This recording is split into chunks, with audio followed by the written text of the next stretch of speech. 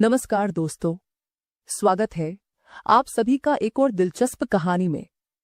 मुझे उम्मीद है कि यह कहानी आपको जरूर पसंद आएगी। जूही की शादी को 2 साल हो चुके थे।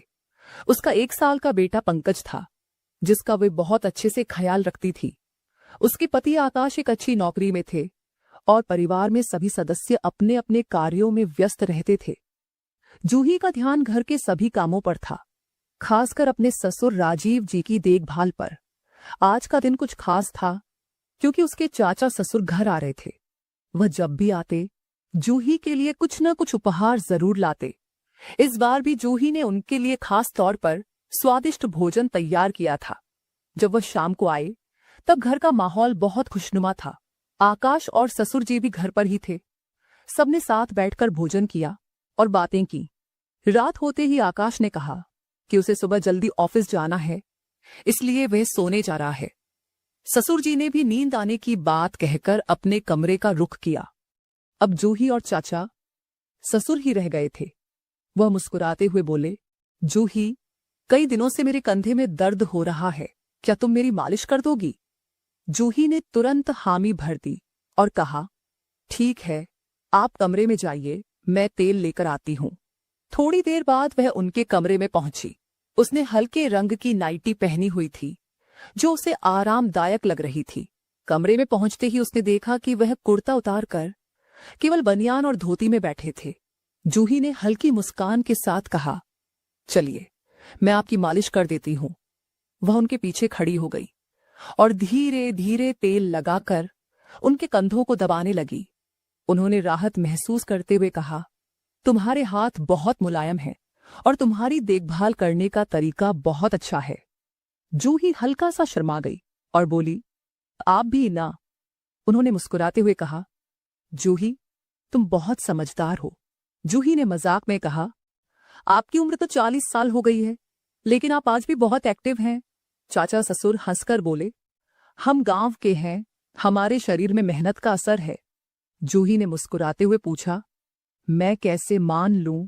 चाचा ससुर ने आत्मविश्वास से कहा, ऐसा क्या करूं जिससे तुम्हें यकीन हो जाए? जूही ने शरारत भरे अंदाज में कहा, ठीक है, अगर आप मुझे उठा सकते हैं तो मैं मान जाऊंगी कि आप अब भी उतने ही मजबूत हैं। उन्होंने तुरंत कहा, ठीक है, इधर आओ। जूही ने हंसते हुए उनके पास कदम बढ़ाए और अगले ही पल उन्होंने अपने मजबूत बाहों में उसे उठा लिया। जूही हैरान रह गई और बोली, अरे सच में, आपने तो मुझे इतनी आसानी से उठा लिया। उन्होंने मुस्कुराते हुए कहा, अब तो यकीन हो गया ना? जूही बोली, ठीक है बाबा, अब नीचे उतारिए, नहीं तो किसी ने देख लिया तो बहुत मुश्किल हो जाएगी।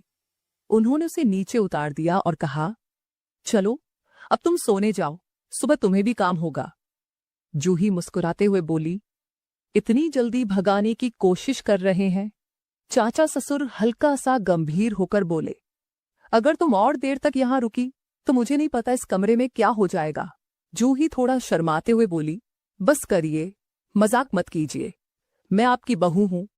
उन्होंने हल्की मुस्कान के साथ कहा, यही तो कह रहा हूं, इसलिए जा रही हो, नहीं तो और बातें होने लगेंगी। जूही शर्माते हुए जल्दी से कमरे से बाहर निकल गई। इसके बाद भी उनके बीच अनकही भावनाएं बनी रहीं।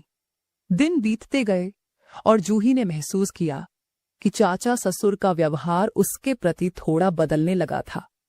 वह उसकी छोटी छोटी बातों का ध्यान रखते थे, उसे देखकर हल्की मुस्कान देते और जब भी वह किसी काम में व्यस्त होती तो उसे मदद की पेशकश करते। जूही भी इस बदलाव को महसूस कर रही थी, लेकिन उसने कभी इस बारे में ज्यादा नहीं सोचा था।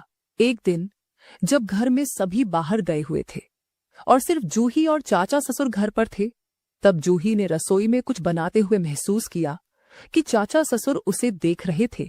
जूही, तुम बहुत मेहनती हो, उन्होंने अचानक कहा।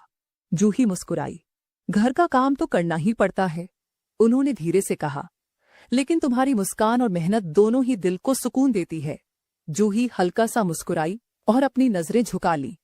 तो दोस्तों, ये थी मेरी कहानी। अगर आपको ये कहानी पसंद आई तो अनबी स्टोरीज को सब्सक्राइब करें और अपने विचार हमसे जरूर साझा